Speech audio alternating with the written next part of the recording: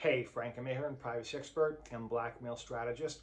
I'm going to talk about escort blackmail scams, the different types, and what you should be aware of, what you should do if you become a victim.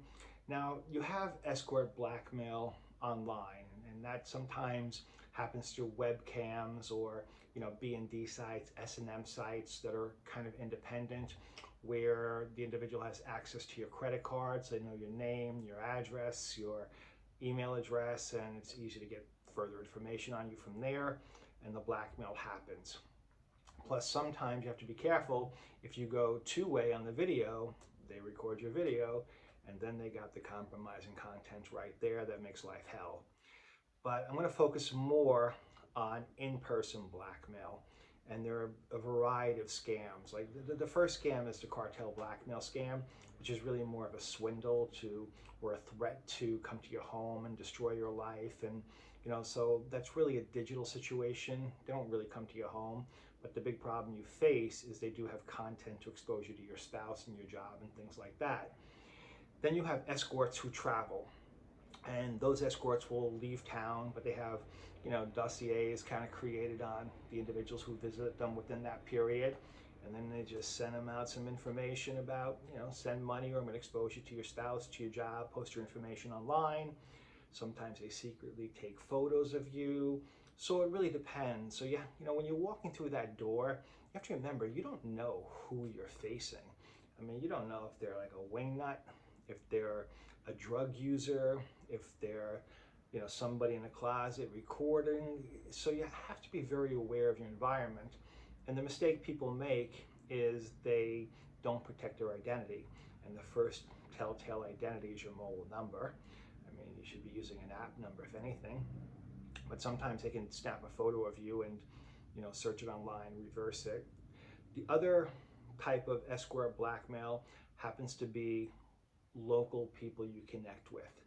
And that could be a sugar daddy arrangement where you see somebody every month and every couple of weeks, and you pay them money and you kind of raise their financial status.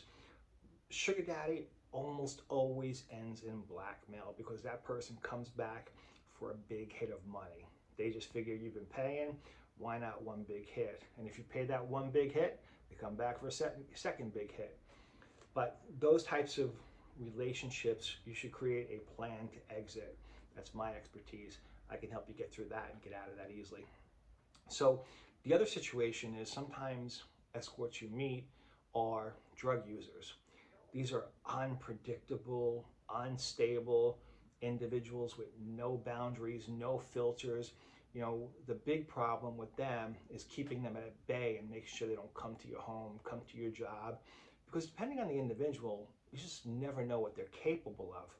But again, my expertise is, getting you out of it, diffusing the threats, keeping them at bay, creating a conversation that prevents them from going to your home or to your job.